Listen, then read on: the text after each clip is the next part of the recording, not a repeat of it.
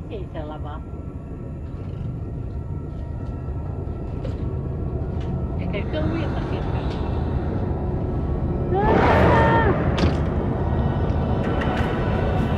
On est parti en vacances en été et pour s'amuser, on a fait un petit court-métrage de genre filmé avec le téléphone portable de Zoran.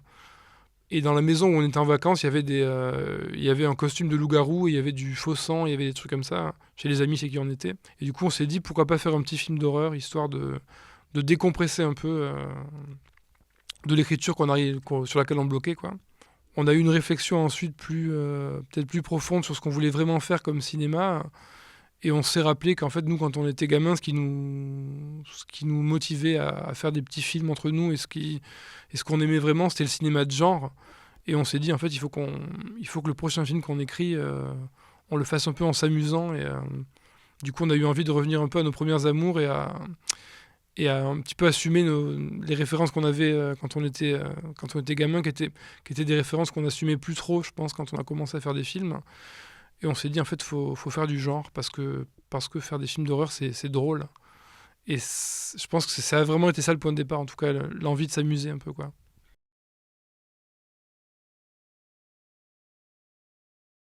En fait, c'est assez intéressant parce qu'en fait, à la base, je me souviens qu'on avait regardé aussi un documentaire qui suivait des jeunes qui se radicalisaient, en fait, et on les voyait d'abord en France, je crois que c'était à Nice que ça se passait, dans une cité, et on les retrouvait après 6 mois plus tard, et ces jeunes-là étaient partis en Syrie. Alors, on voyait un peu leur parcours, on voyait que quand ils étaient à Nice, ils trouvaient pas de boulot, enfin, ils galéraient, etc. Et on les retrouvait en Syrie 6 mois plus tard et ils avaient des barbes ultra longues, des cheveux longs. Et on s'était dit avec Ludovic, enfin, on dirait des loups-garous, quoi. C'était assez délirant. Et on s'est dit en fait que faire un film de loup-garou qui respecterait la trame classique du film de loup-garou, c'est-à-dire un gamin se fait griffer, petit à petit il développe des symptômes qui sont de plus en plus spectaculaires. Si on reprend cette structure-là aujourd'hui, ça rappelle un peu la radicalisation en fait. Et on trouvait ça intéressant de faire un film de loup-garou classique en 2017, donc quand on a commencé à l'écrire, c'était aussi la possibilité de véhiculer ce message-là, peut-être, voilà.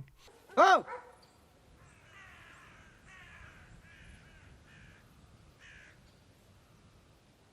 Y'a quelqu'un ou y'a pas quelqu'un là? Eh, c'est le loup? C'est le loup ou quoi? Eh, je suis armé, hein, je suis armé.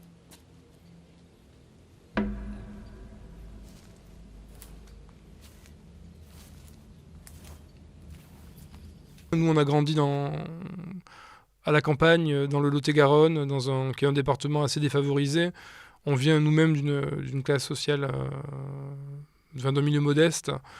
Et nous, c'est un truc qu'on a un peu remarqué même chez nos anciens amis peut-être de collège, chez certains, qui n'ont pas eu la chance peut-être de quitter cette campagne un peu défavorisée et qui aujourd'hui peut-être galèrent à trouver du boulot, sont un peu mis sur le banc et on a l'impression que des fois dans cette exclusion-là, il y a une rancœur qui peut naître et une colère aussi.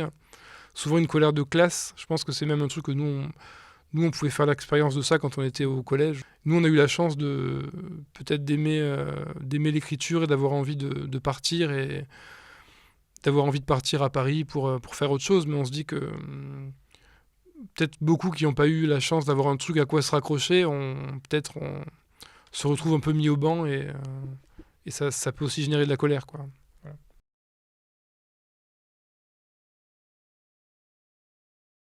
Voilà. De nous totalement, parce que quand on était au collège, on était assez fan de hard rock. Donc déjà, il y avait un peu dans le look, il y a un peu de nous. Hein. Sauf qu'on avait les cheveux longs, parce que les cheveux rasés, c'était pas possible.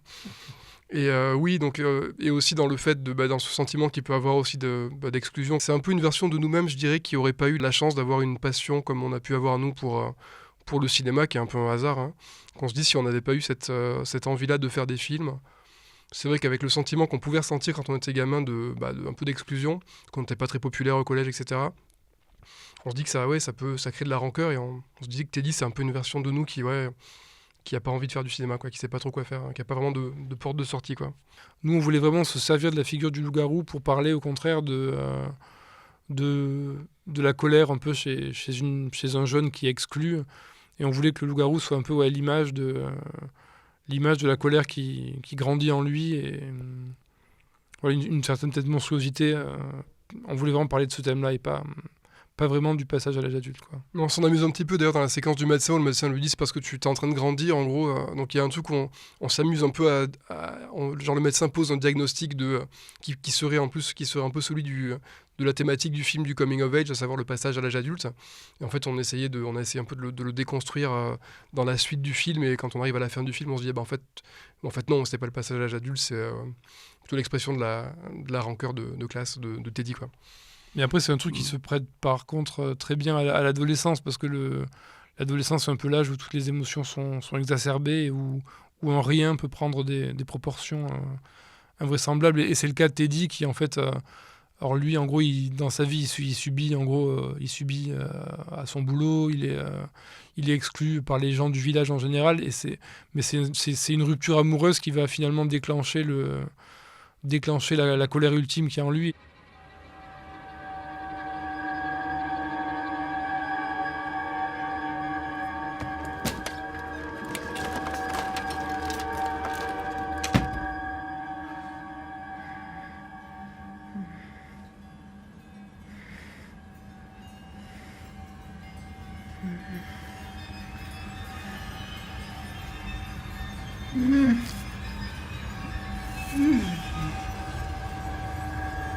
Oui, on avait très envie de... déjà évidemment du côté body horror, c'est-à-dire avoir tous les... en fait, pour la mutation, ce qui est intéressant, c'est qu'on avait déjà, par exemple, peu de budget pour les effets de transformation. Donc on trouvait intéressant de jouer avec des toutes petites choses, l'œil, la langue, l'ongle, des choses qui sont immédiatement gênantes pour le spectateur. C'est des trucs en général, c'est quand même assez sensible. On trouvait ça assez marrant d'exprimer la mutation du loup-garou, en loup-garou, par ces petits détails du corps qui sont assez réalistes, du coup. Je me souviens qu'à un moment donné, au moment de l'écriture, on avait eu des idées qui étaient un peu plus spectaculaires, du genre il y avait une griffe qui sortait du doigt, des choses comme ça. Mais on se disait que si le spectateur pouvait pas rattacher ça à quelque chose dont il pourrait lui-même faire l'expérience, le gore marcherait moins. Et après, le rapport au corps, il y a aussi le rapport peut-être aux personnages qui se touchent ou qui s'embrassent.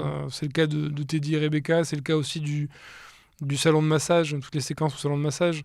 C'est que forcément, quand on fait un film de loup-garou, on se dit que pour créer de la tension et pour stresser un peu le spectateur, on met les personnages en rapport les uns avec les autres, comme ça on se demande à quel moment Teddy va mordre, quoi.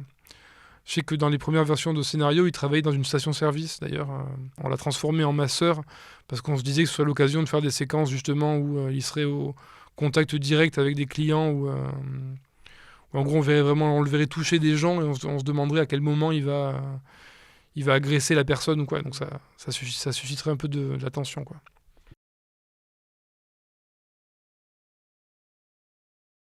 Le choix de montrer plutôt le résultat de l'attaque que l'attaque elle-même, évidemment, c'est aussi des raisons de budget, tout bêtement. C'est que dans les références qu'on avait, nous, on avait Carrie au bal du diable, qui est un film avec lequel on a grandi, qu'on adore. Et c'est vrai qu'on s'est dit, soit on essaye de faire une séquence d'attaque spectaculaire où on voit le loup-garou, mais en même temps c'est compliqué de montrer le loup-garou, même si on l'avait, on avait un costume de 2 mètres avec un comédien dedans, etc. Mais bon, c'est vrai que dès qu'on filme ce truc-là, ça fait assez faux. Et on avait l'impression que montrer l'attaque frontalement avec un loup-garou, tant Carrie c'est une personne, elle est humaine, donc c'est pas la même chose. En montrant donc le loup-garou, ça irait un peu contre le drame qu'on voulait essayer de générer à cet endroit du film, parce que le film a quand même un glissement de la comédie vers le drame, et on se disait que la créature en elle-même, montrer la créature serait un peu joué contre l'aspect tragique de ce moment-là. Et du coup on a fait le choix de se dire, si on n'arrive pas à filmer cette attaque de façon spectaculaire, donc à cause des moyens et à cause de l'aspect dramatique qu'on voulait montrer, il valait mieux montrer le résultat de l'attaque, qui serait tout aussi impactant, voire peut-être plus impactant et plus violent aussi que montrer l'attaque en elle-même.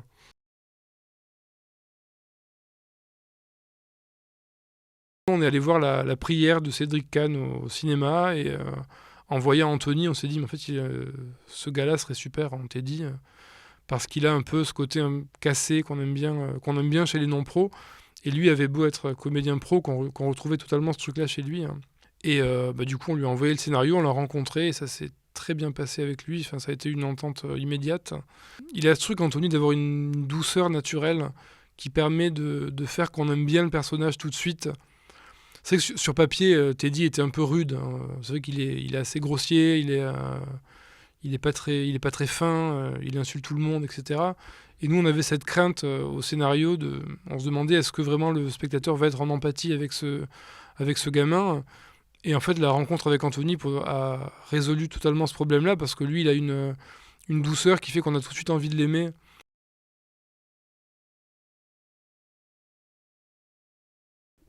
Nous, on est assez rituel avec Ludovic, on fait tout ensemble. En général, pour l'écriture, on se retrouve au café à 7h30 le matin, tous les jours. Et on se met vraiment à deux derrière l'ordinateur et on se fait les voix des personnages. Enfin, on essaie vraiment de faire vraiment tout à deux. Donc, il y en a un qui tape et l'autre qui dicte. Et inversement, c'est vraiment un travail. On se sépare pas les tâches, c'est-à-dire qu'on n'a jamais écrit de scènes à distance en se les envoyant, quoi. Et après, pour la réal, je pense que c'est un peu pareil. Hein, c'est qu'on essaie de se mettre d'accord d'abord pour pas pas que ça fasse cacophonie, le fait du fait qu'on ait deux réals. Mais sinon, ouais, on essaye de tout faire ensemble.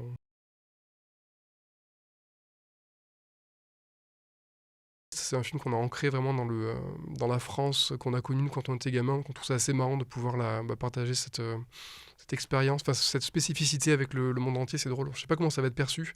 En France, on arrive à se dire, bon, le spectateur saisit à peu près l'idée du Sud-Ouest, etc.